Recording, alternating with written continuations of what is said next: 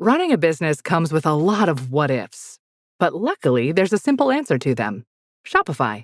It's the commerce platform behind millions of businesses, including Thrive Cosmetics and Momofuku, and it'll help you with everything you need. From website design and marketing to boosting sales and expanding operations, Shopify can get the job done and make your dream a reality. Turn those what-ifs into... Sign up for your $1 per month trial at shopify.com/special offer. It's The Other Side of Midnight with Frank Morano.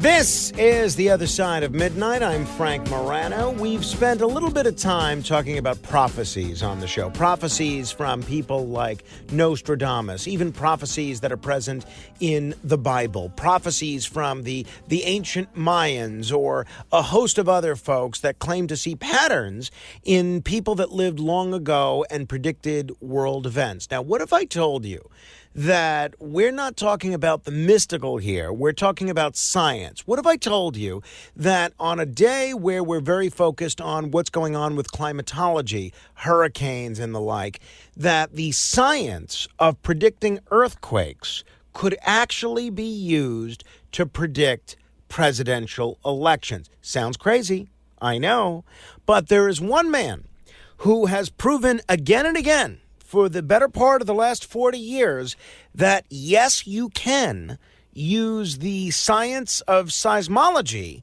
to actually predict who's going to win presidential elections. The man is Allan Lichtman, Dr. Allan Lichtman. He is a historian. He's a presidential scholar. He's a distinguished professor of history at American University and the author of many acclaimed books on U.S. political history. And he is the man who made the keys to the White House a household discussion item, at least among political pundits. Dr. Allan Lichtman, it's great to talk to you again. Thanks for joining me on the radio.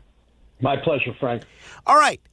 For people that have not heard our previous conversations or are not familiar with your work, how do the keys to the White House work? Reader's Digest version. Yes. They ignore the pundits. They're buddies of mine, but they have no scientific basis for their opinions. They pay no attention to the polls, which are snapshots, but are abused as predictors. The keys gauge the fundamental forces about how elections really work, that is, votes up or down on the strength and performance of the White House party. Imagine that. It's governing, not campaigning, that counts. And the keys gauge that strength and performance. I can quickly go over them if you like. Sure, please. Mandate key based on U.S. House elections, incumbency, internal party contest for the nomination of the White House party, third party, short-term and long-term economy, policy change, social unrest, scandal, foreign/military, failures and successes, and only two keys have anything to do with the candidates. And they are very high threshold keys, asking whether the incumbent and challenging party candidates are those once-in-a-generation, across-the-board, inspirational candidates like Franklin Roosevelt and Ronald Reagan. So as far as we can tell this year, and I know what you said makes perfect sense when you look at the science and when you look at your track record, and you've predicted every presidential election accurately over the last 40 years, but it may come as a little bit of a surprise to people listening because so much of the media coverage of the presidential race is driven by the polls, the national polls, the swing state polls. You're saying, in essence, the polls don't even matter. That's right, because they're snapshots. In 2016, the polls were unanimous, wire to wire, in predicting a Clinton win. In fact, the most prestigious compilers of polls, the Princeton University Consortium, from one of our greatest universities, based on the polls, gave Hillary Clinton a 99% chance of winning.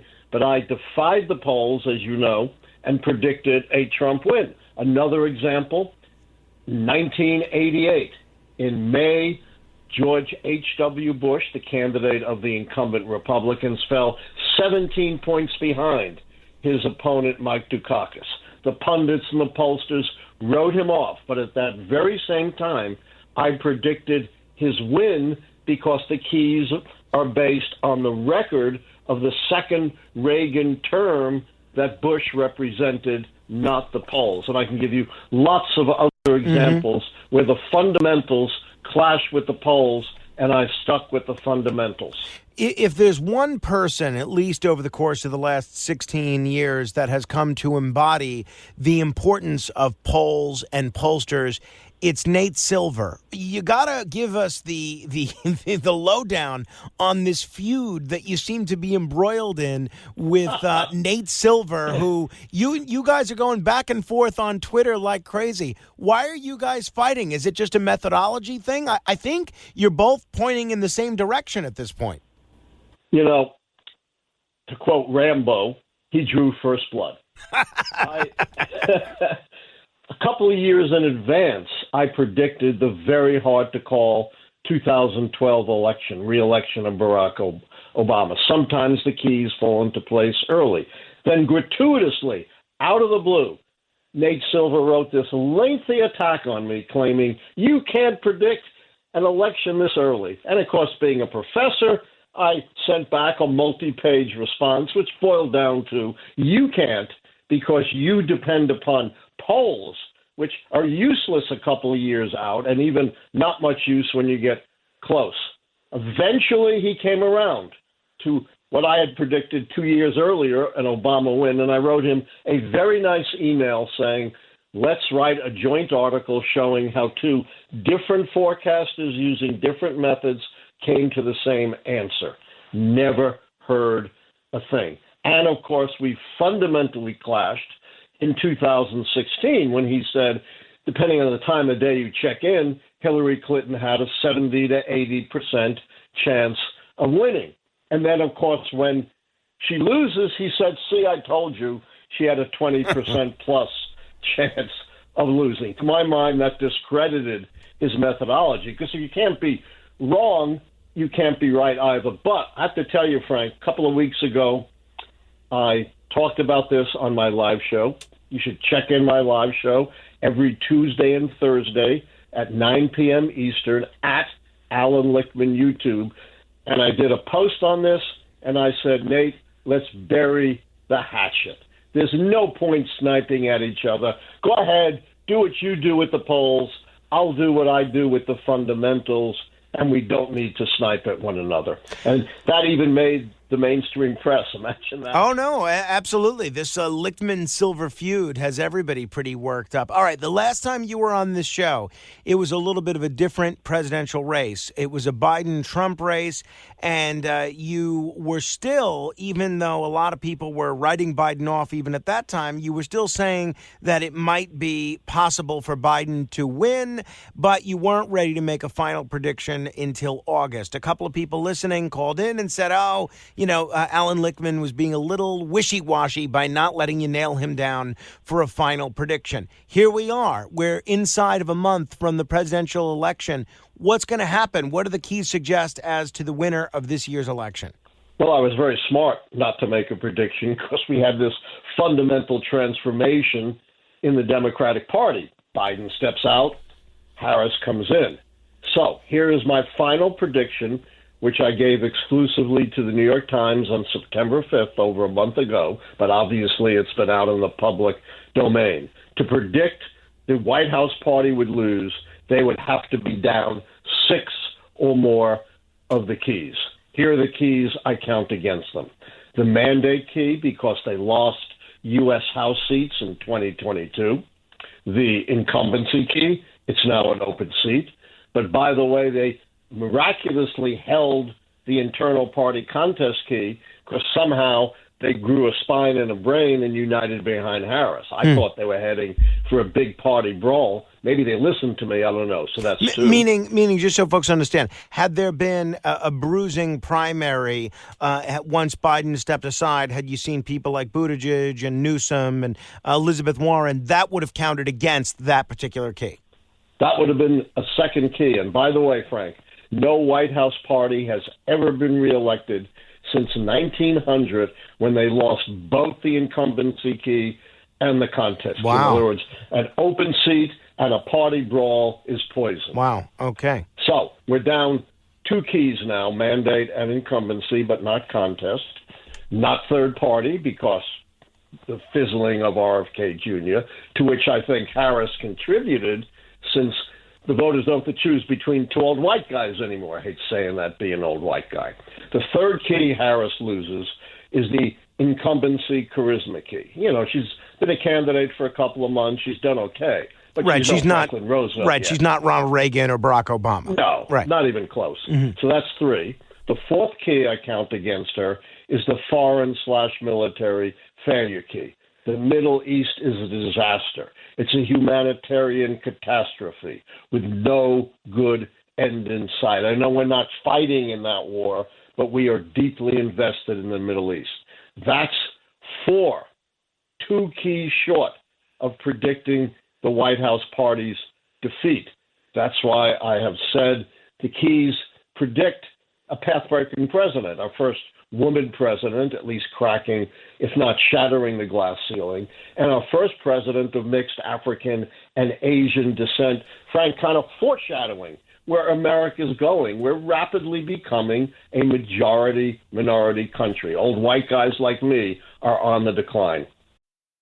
Fellas, you know Degree Cool Rush deodorant, right? Well, last year they changed the formula, and guys were mad about it. One dude even started a petition. So guess what? Degree heard us, admitted they messed up, and brought the original Cool Rush scent back exactly how it was. And it's in Walmart, Target, and other stores now for under $4. So grab some and remember why its cool, crisp, and fresh scent made it the #1 men's antiperspirant for the last decade. Degree Cool Rush is back, and it smells like victory for all of us.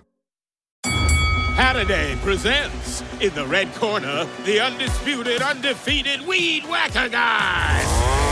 Champion of hurling grass and pollen everywhere. And in the blue corner, the challenger, extra strength Halliday. Eye drops that work all day to prevent the release of histamines that cause itchy allergy eyes. And the winner by knockout is Halliday.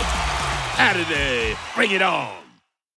Shopping is hard, right? But I found a better way. Stitch Fix online personal styling makes it easy. I just give my stylist my size, style, and budget preferences. I order boxes when I want and how I want. No subscription required. And he sends just for me pieces, plus outfit recommendations and styling tips. I keep what works and send back the rest. It's so easy. Make style easy. Get started today at stitchfix.com/Spotify. That's stitchfix.com/Spotify. Get ready for Universal Epic Universe, featuring the Wizarding World of Harry Potter, Ministry of Magic, and Super Nintendo World. Now open at Universal Orlando Resort. Tickets and packages on sale now at universalorlando.com. So you, who have predicted every election accurately since 1984, you're predicting Harris wins this election.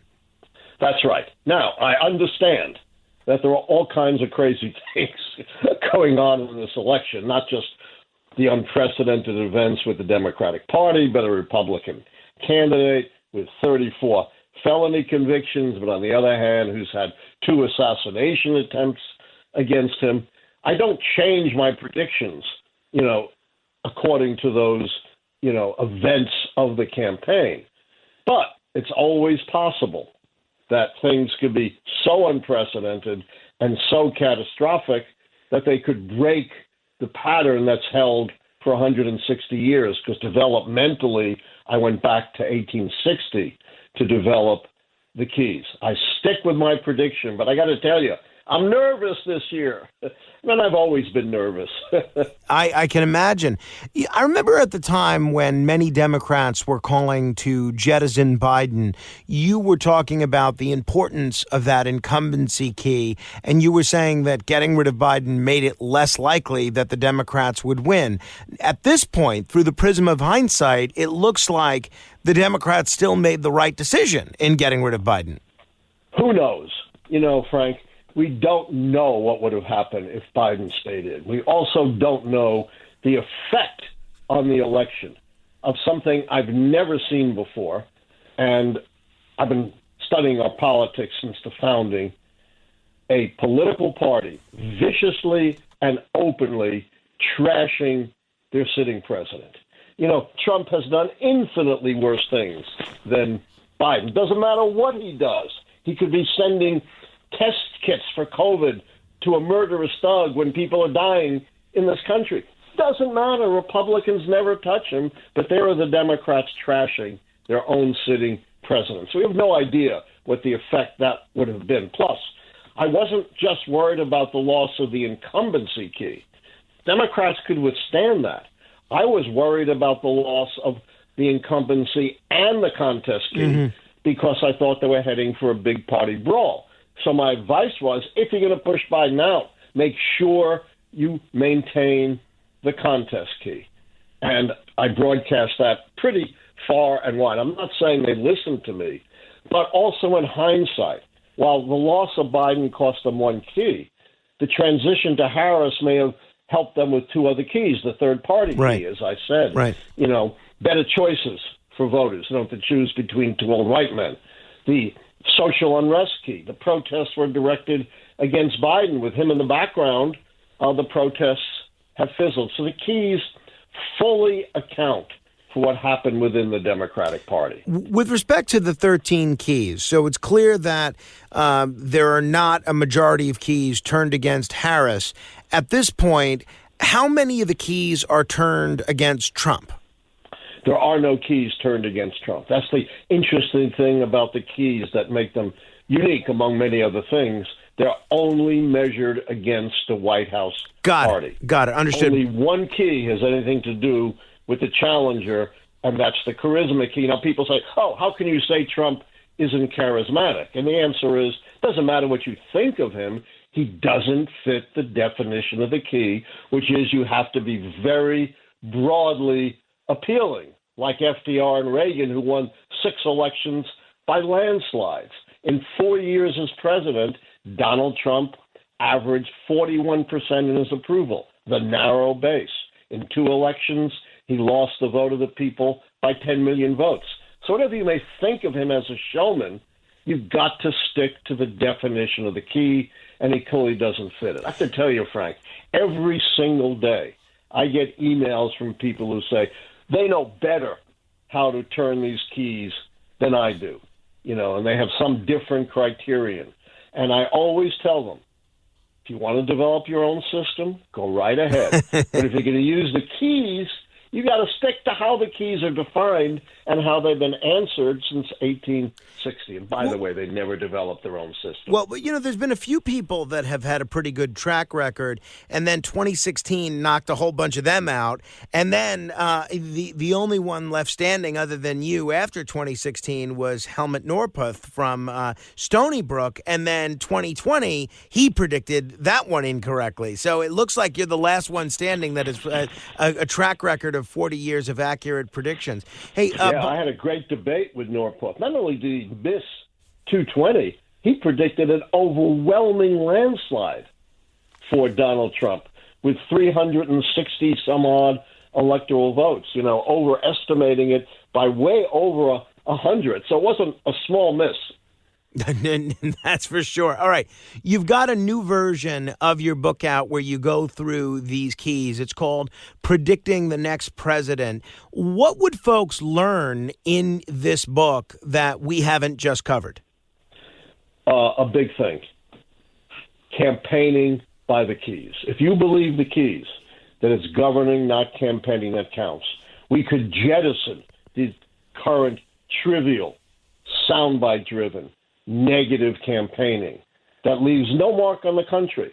You know, who remembers anything any losing candidate has ever said other than a few gaffes? Who remembers what Hillary Clinton or Mitt Romney or John McCain or Walter Mondale or John Kerry or Bob Dole had to say? Nothing. Plus, if you're a winning candidate, you build a mandate to govern which will help your party 4 years. So you have, if you believe the keys, and this is really important, I developed this in my book, what you should be campaigning on is substance and vision. That way, if you lose, you will still have influenced the country, and if you win, you'll have a mandate. My favorite losing candidates are Barry Goldwater in '64, who lost in a landslide to Lyndon Johnson, but his articulation of conservative principles still inspire conservatives all over the country, and his left counterpart is George McGovern, who also lost in a landslide to Richard Nixon, but influenced the next generation of liberals. Conventional campaigners are just footnotes to history. You made some headlines a few days ago when you were commenting on the idea of an October surprise, and there's been a lot of wondering, and we did a whole segment of this on this radio show about what the October surprise will be.